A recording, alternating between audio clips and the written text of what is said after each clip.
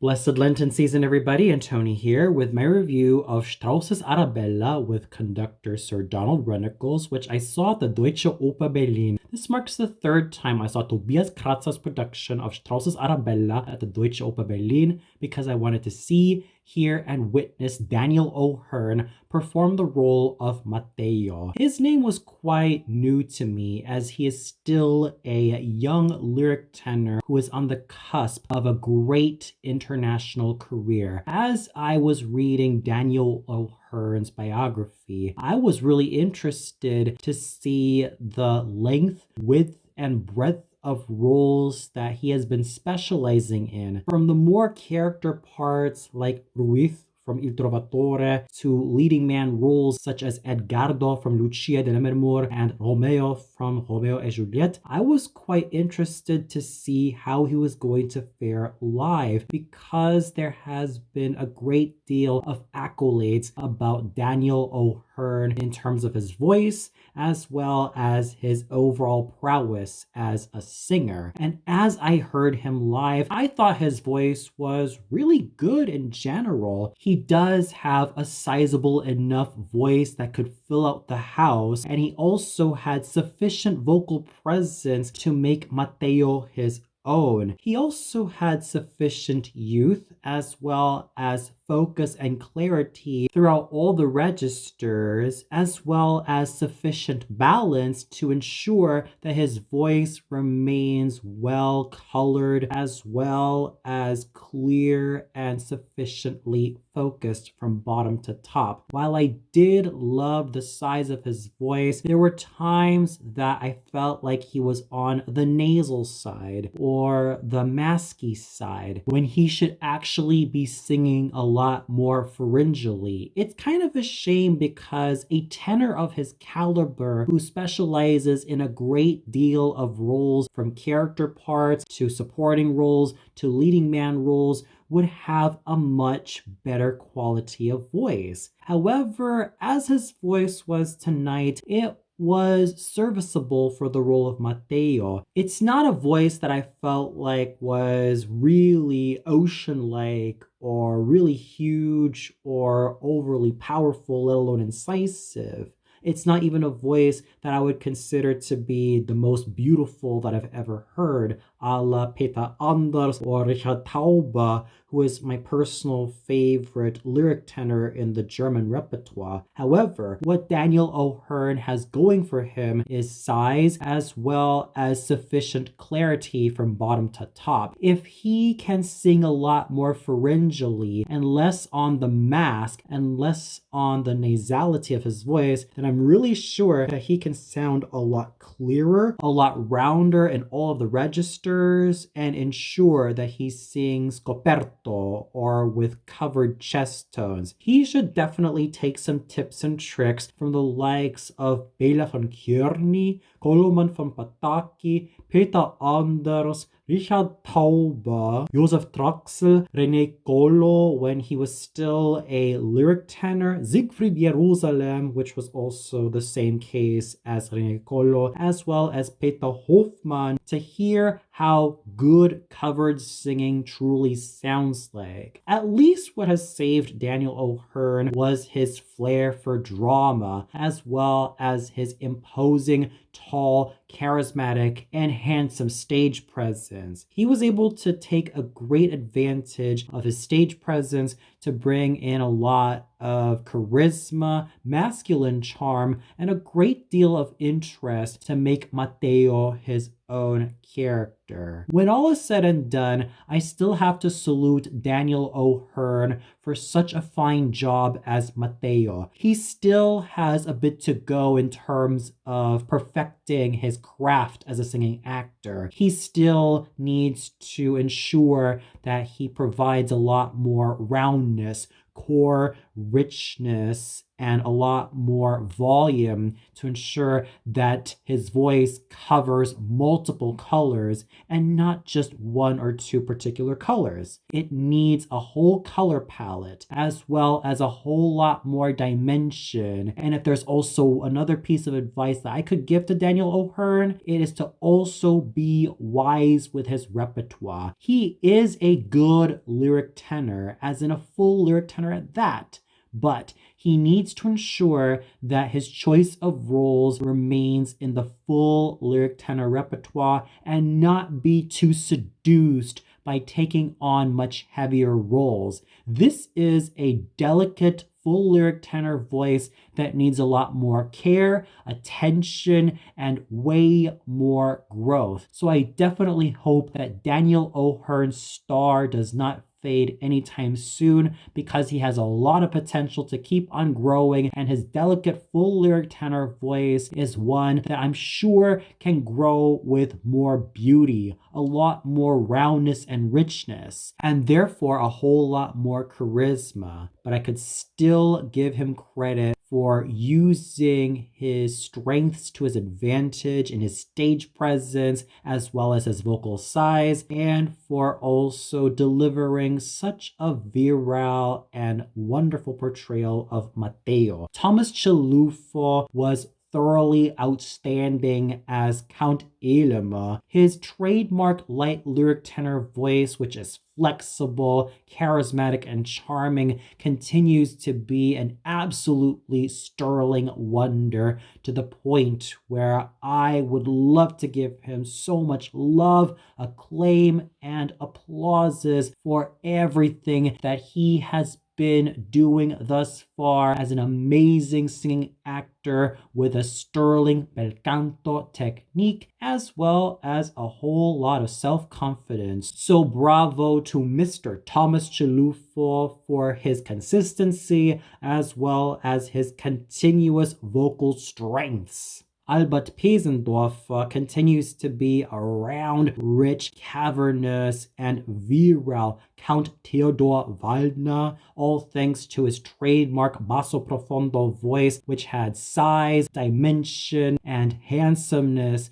that also made him thoroughly engaging to witness as a singing actor. Thomas Johannes Mayer managed to make the role of Mandrika his own, which he had been doing for so many years. And this was also a gentleman who I saw live back then about 10 years ago as Macbeth in another production of Verdi's Macbeth at the Deutsche Oper Berlin. And even though his voice did show some signs of wear and tear, as well as some wobbles and tremolos, at least his voice is still sizable enough to sing over an orchestra, and it still had that roundness and richness that made him thoroughly engaging to listen to, and wonderfully virile when it comes to his talents as a singing actor, specializing in Wotan, Kurvenal, and a great deal of dramatic baritone roles. So I still have to give my hat off to Thomas Johannes Mayer for such a stirring job as Mandrika. Gerard Ferreras was a round, rich, and wonderfully handsome and manly Count Lamoral, all thanks to his trademark rich and wonderful bass baritone voice,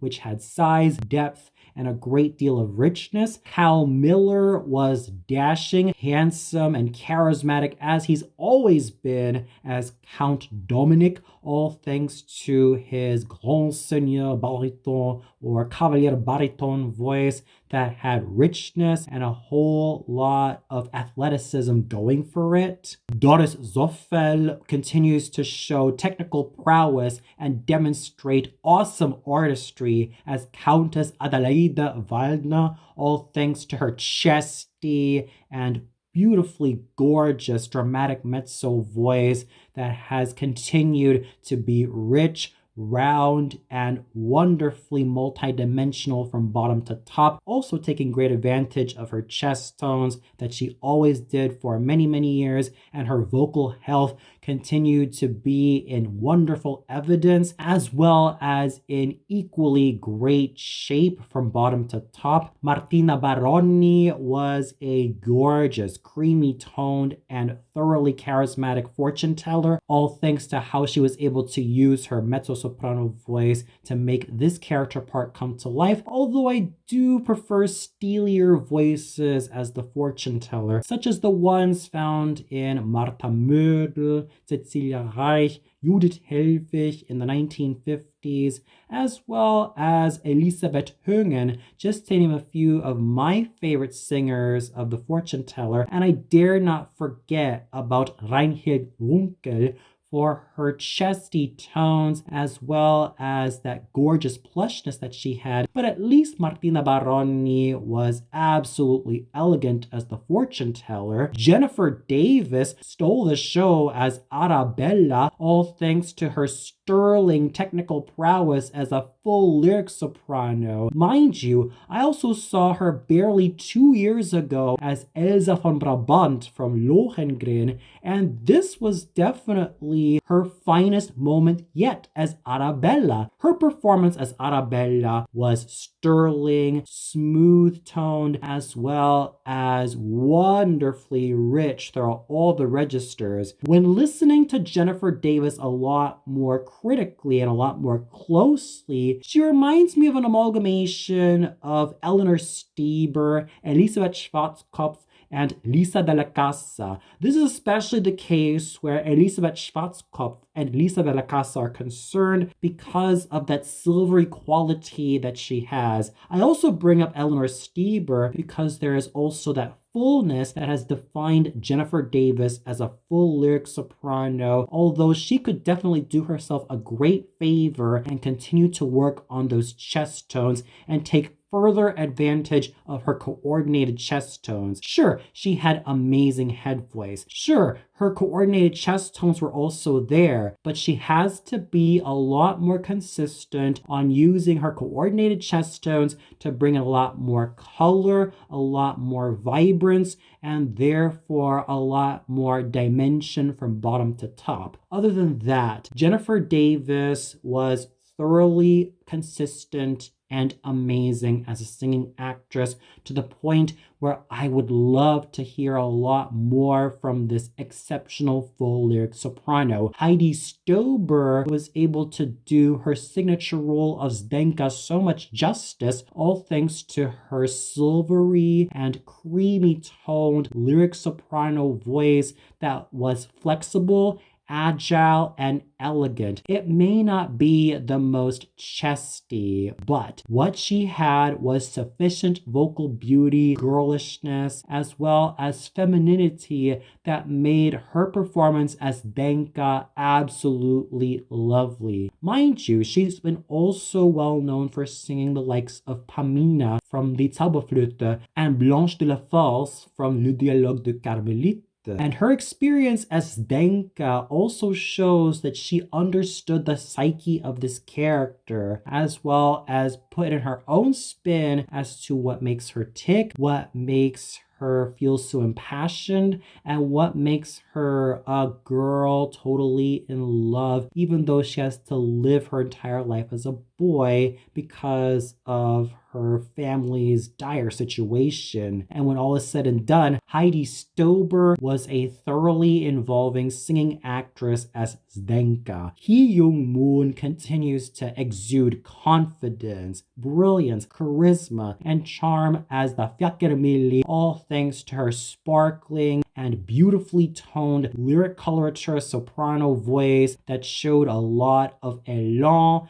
elegance, and a lot of excitement from bottom to top, especially where her top notes are concerned. I also have to give major props to Jörg Schörner as Velko, Michael Jamak as Gyura, Robert Hebenstreit as Jankel, Heiner Bosmeier as the bellhop, as well as Silke Brill, Lea Hopp, and Janitz Baby as the camera team, as well as the dancers consisting of Teoni Bofi, Anna Dordevich, Natalia Palshina, Denise Nowak, Lorenzo Malisan, Akis Kalabokis, Miguel Sanchez, and Georgi Jelinek for doing absolutely amazing jobs in their respective roles. So when all is said and done, Daniel O'Hearn managed to make a pretty good impression on me as the listener. He was able to use his charisma and manly charm to make Matteo his own. Sure, he can make his voice a lot rounder, richer, and gain a lot more virility, depth, and a lot more dimension if he takes a lot more inspiration from the likes of Jan Kipura, Bella von Kjörni, Coleman von Pataki, as well as Richard Tauber, and lest they forget about all of the natural full lyric tenors of the past who had a lot more core as well as a lot more dimension and a whole color palette to their voices.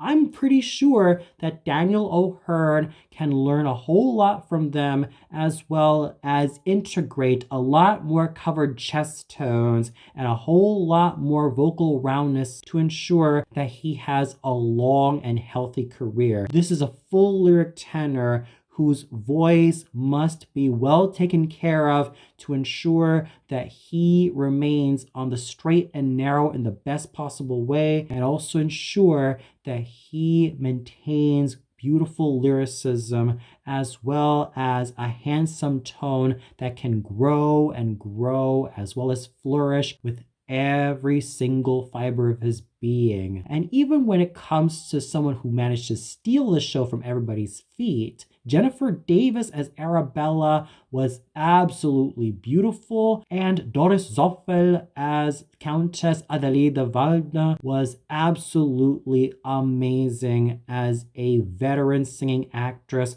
with her excellent technique as well as demonstrating a whole lot of consistency from beginning to end. And when all is said and done, the singing was absolutely wonderful from everybody, from the mains to the supporting players to even the cameo players, as well as the acting done by the actors as well as the performances by the dancers. Everybody managed to pull in their weight and did so with a whole lot of chutzpah and a great deal of self-confidence and aplomb. The conducting done by Sir Donald Runnicles was thoroughly brilliant and thoroughly engaging.